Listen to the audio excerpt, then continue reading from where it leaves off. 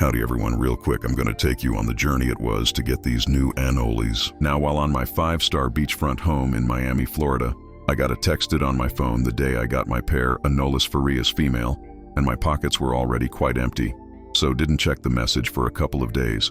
Now, after a couple of days passed, I finally felt good about hearing a price tag, that a couple thousands and thousands I couldn't afford. But to my surprise, it wasn't completely horrible. A lot of money, but reasonable. And so starting me putting money together to buy these animals. 3 weeks later. Now I've managed to pull the coin together, I let him know. So we can figure out a good time, because another plus to all of this is he's just a city or two away, which is great, because I promise y'all the shipping wasn't going to be $60. So I called up my mentor and asked, "You want to go on it?" "Yeah, sure. I've been wanting an excuse to not do the yards."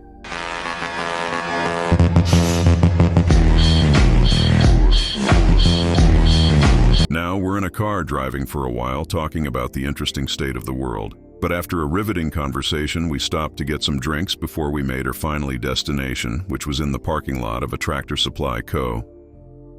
Look it up. So we get there, and I hand him the money, we put the lizards in the car with the AC, and we talk about reptiles for about 10 minutes. Then we make it to the house, and I get bitten, but not by one of these.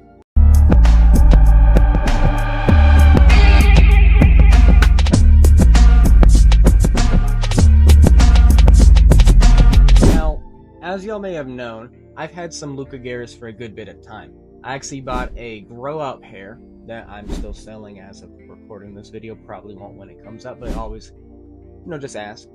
Then, proven pair was for sale. Missed out on it because I had no money. $1,800 was not chilling around with me. Then a couple weeks later, near my birthday, this lovely lady is posted on Morph Market for $500, and she was a couple months shy of being at least able to breed. About 12 months or so. She was fat too for her age, like huge for her age. I was surprised. I thought Burr was wrong with the age for a good bit. But, I was short $200. I was gonna miss out on her. But since it was near my birthday, didn't even ask. My boys, they were with me, and they're like, "Hey, there's $200." I'm like, "Oh shit! Next week we're getting here," and that's exactly what we did. Because what happened there is, since he was like a local, just a little bit past Dallas, it was like I think I drove 8 hours for you, if I'm remembering this correct. Came, met him in a parking lot, and got this lovely lady. Right? Oh. Now, there's 2 others in there that came from this deal, and those 2 are a proven pair, and I like that. So now I'm running a trio, and this species, guys, is one of my favorite Anoles. Why is that? It's because they're extremely intelligent. It's actually this girl, right? That girl I just held.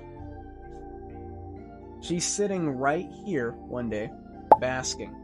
And I'm sitting in a chair right here. And I am not gonna lie here. She comes down to here.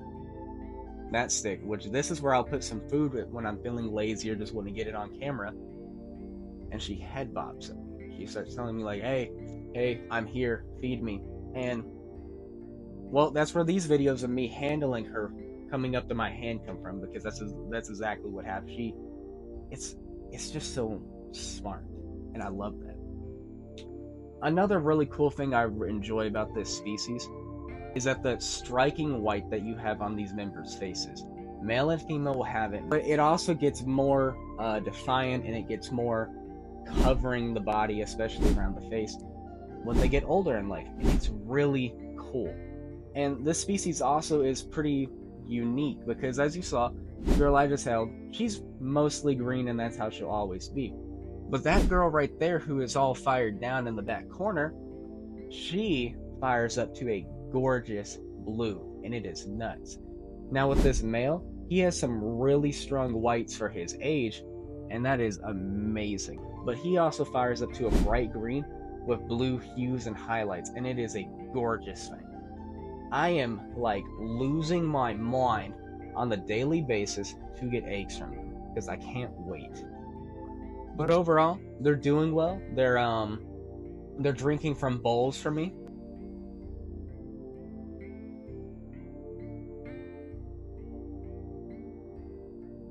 But it's a really rewarding species. I've not had the pair and the trio going that long in the grand scheme of things. But I've done a lot with this group. I've managed to get them to tongue feed, eat from my hand, come walk up all the way up to my shoulder and go back into the cage most of the time.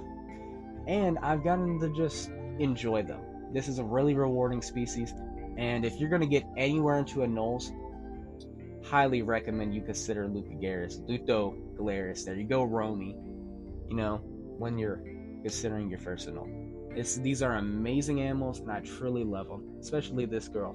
Thank y'all for not running out the cage. Now, when it comes to Blue Beauty Anoles, notice how this whole door is still closed. And that's because I don't have exactly as a trustworthy relationship as I built with the Lutes. This pair did teach me something. Now, the Lutes over here showed me a lot, like I spoke about earlier, especially with tongue feeding and intelligence. These guys showed me a lot of intelligence, especially when it came to figuring out water. Because a lot of other species, in my experience, don't typically drink from water bowls, even when you raise it up to make it acclimatable to them.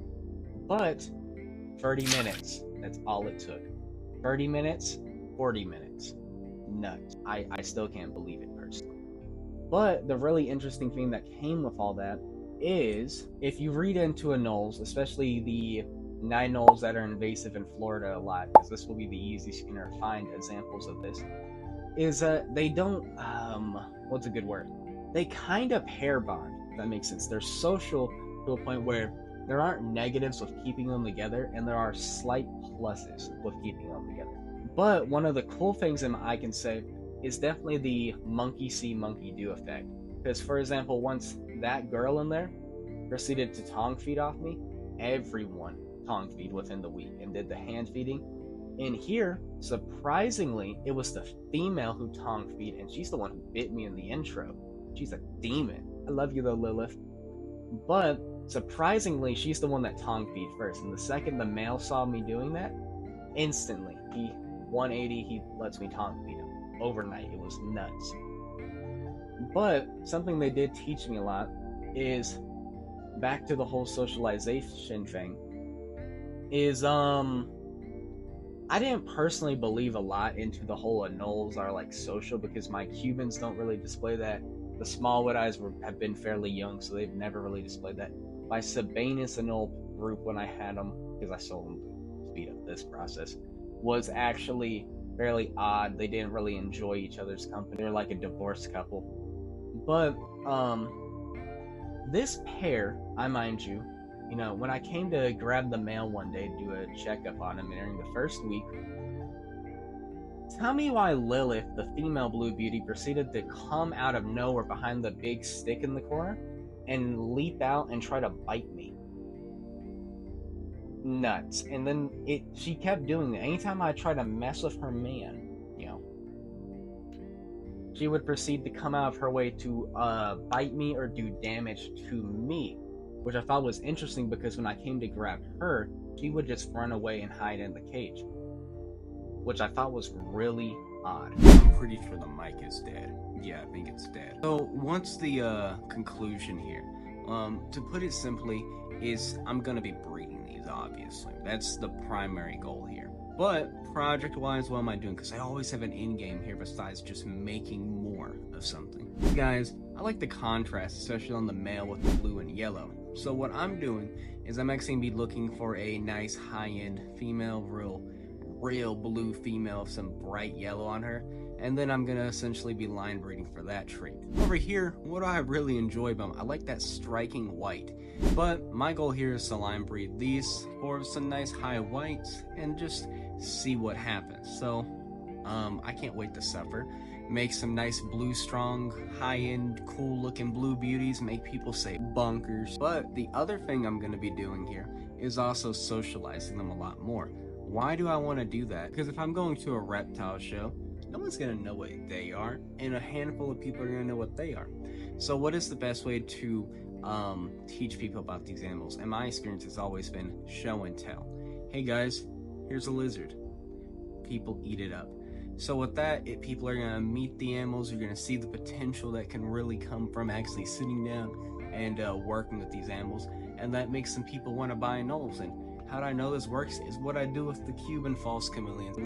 every expo go lives with me, and he has a couple of his kids on the table too, and it works wonders. So many people learn about Anoles that day, and it's a magical event.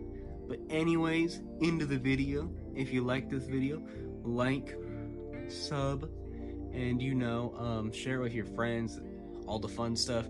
Remember 1,000 subscribers, and I'm doing a giveaway, and there's a lot of species breeding over here, so there's a lot of opportunity going around. So anyways, into the video.